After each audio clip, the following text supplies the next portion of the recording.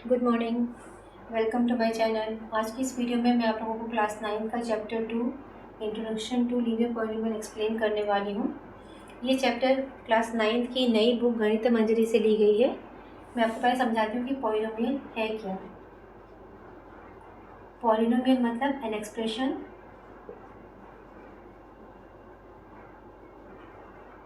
Having to और मोर terms. ठीक है,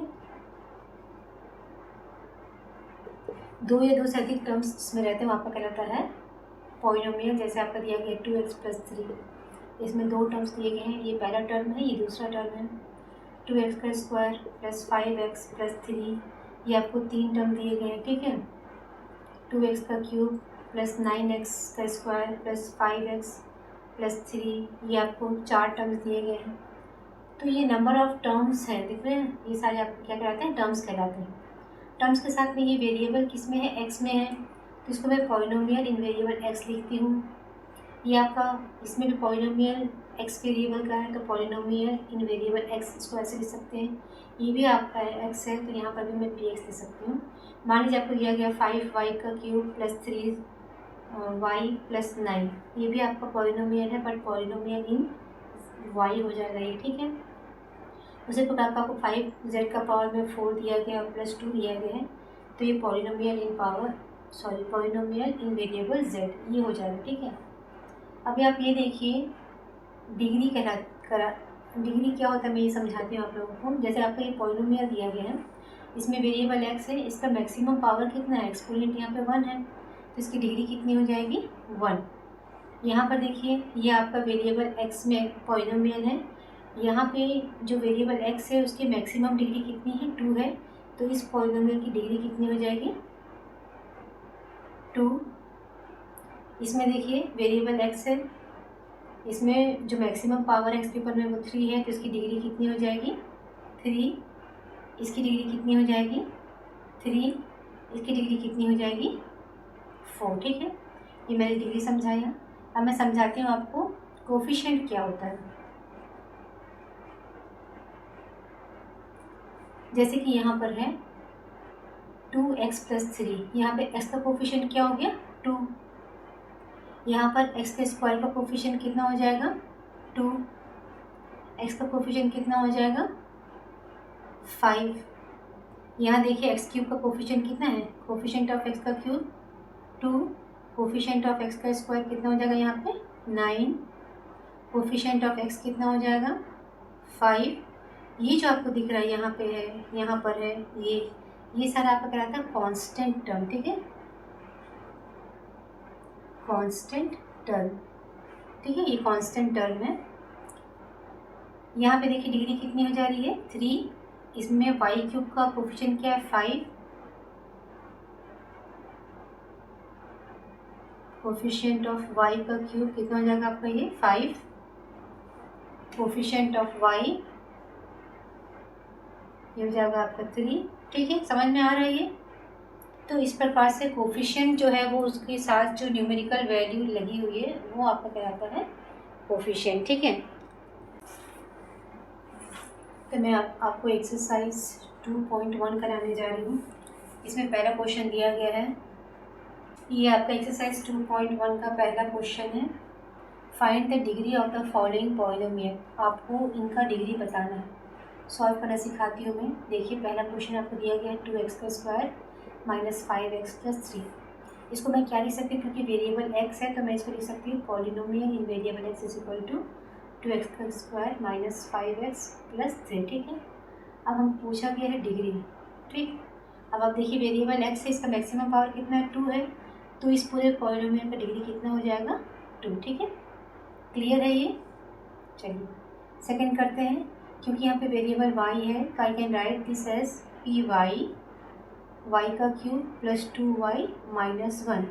the variable is y and the maximum power of the variable is 3, so its degree is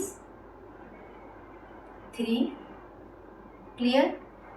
question number 3 देखिए, -9 दिया गया, ये आपका कांस्टेंट टर्म है। ठीक है, this can be written as -9x का पावर में 0, because we know that x का पावर 0 इज इक्वल टू 1। तो here the degree is 0। Question number 4 देखिए, 4z माइनस 3 p, क्योंकि वेरिएबल z है तो P Z is equal to 4z minus 3, variable is z and the maximum power is 1, so its degree is 1। Clear? Write the polynomial of degree 1, 2, 3 आपको लिखना है। Solution degree 1, ठीक है, degree 1 का polynomial लिखना आपको, डिग्री 2 का, डिग्री 3 का। तो 1 का आपका हो जाएगा 2x प्लस 5, कोई भी लिख सकते हैं, मैं और भी बता दे रही हूँ आपको। 9y प्लस 3, देखिए यहाँ पे जो वेरिएबल है उसके ऊपर में डिग्री 1 है, तो ये डिग्री 1 का पॉलिनोमियल का एग्जाम्पल हो गया। इनमें से कोई भी आप एक लिख सकते हैं।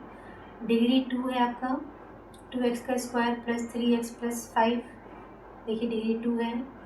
आप लिख सकते हैं 3y का स्क्वायर प्लस 6, ये भी आपका हो गया डिग्री 2 का पॉलिनोमियल। डिग्री 3 का लिखने के लिए 9x का क्यूब प्लस 3x का स्क्वायर प्लस 3x प्लस 5, ये डिग्री 3 का पॉलिनोमियल हो गया। y में भी आप लिख सकते हैं 2y का क्यूब प्लस 2y का square plus y plus 3, polynomial of degree 3। 1 का 2 एग्जाम्पल मैंने दिया, 2 का 2 एग्जाम्पल दिया, 3 का 2 एग्जाम्पल दिया। आप अपने से भी लिख सकते हैं, बाकी ध्यान रखिएगा डिग्री 1 है तो पॉलिनोमियल में जो वेरिएबल है उसके ऊपर मैक्सिमम पावर 1 होना चाहिए। डिग्री 2 है तो मैक्सिमम पावर डिग्री 2 होना चाहिए, 2 होना चाहिए। और डिग्री 3 है तो जो वेरिएबल है उसका मैक्सिमम पावर 3 होना चाहिए। जो डिग्री 1 वाला जैसे कि आपका 2x प्लस 5 है, ये आपको लिखना नहीं, सोल्यूशन में मैं समझा रही हूँ। जैसे जिसकी डिग्री 1 होती है ना, ये आपका कहलाता है लीनियर।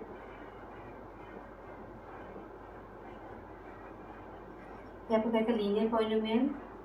जिसकी डिग्री 2 होती है, जैसे कि आपका एग्जाम्पल है 2x का स्क्वायर प्लस 5x प्लस 3, ये आपका होता है क्वाड्रेटिक।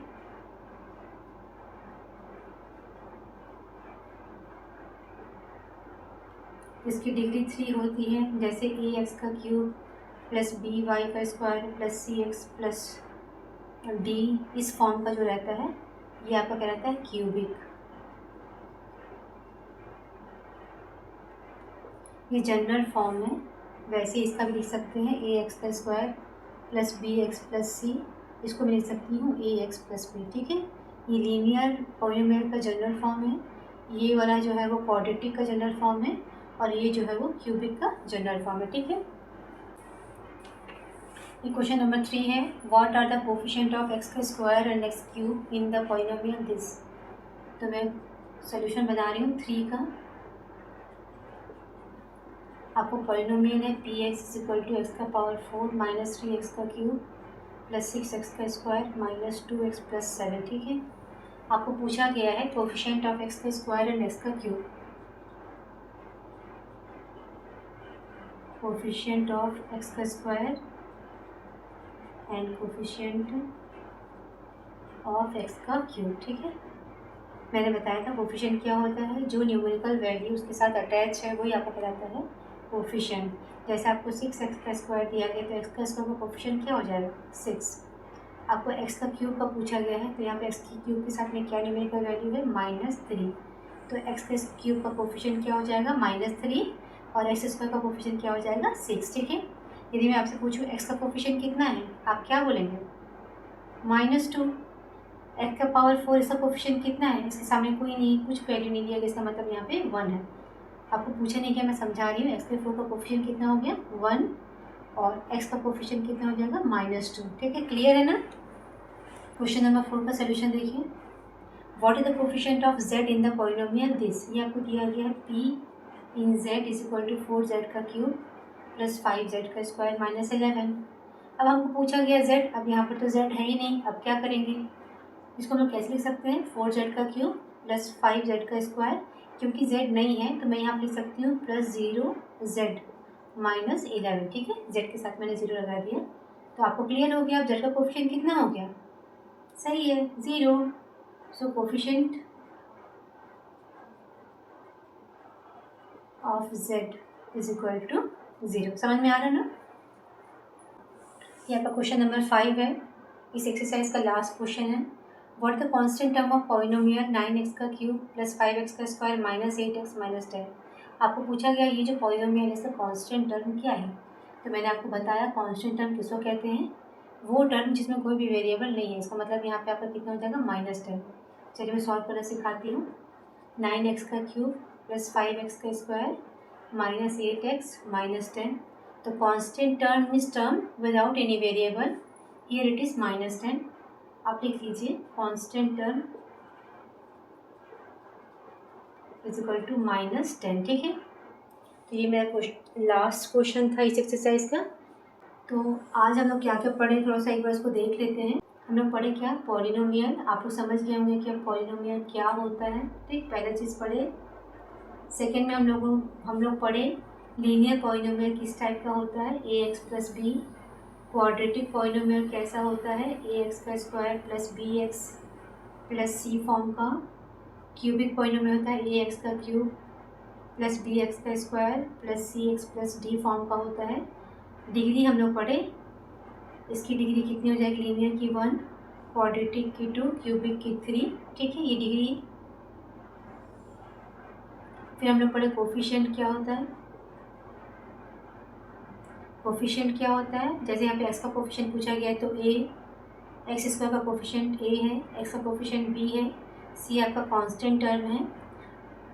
कांस्टेंट टर्म क्या होता है, जिस टर्म के साथ में कोई भी वेरिएबल जुड़ा नहीं रहता। जैसे यहाँ पे आपका c है कांस्टेंट टर्म, इसका जो डिग्री होता है वो 0 होता है, क्योंकि c को लिख सकते हैं x के पावर में 0, c x के पावर में 0। तो कांस्टेंट टर्म की डिग्री कितनी हो जाती है, 0 हो जाती है।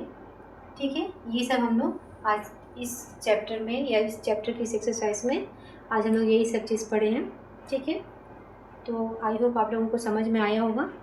समझ में आया होगा तो मेरे चैनल को ज़रूर सब्सक्राइब करिएगा, मेरे वीडियोज़ को लाइक करिएगा।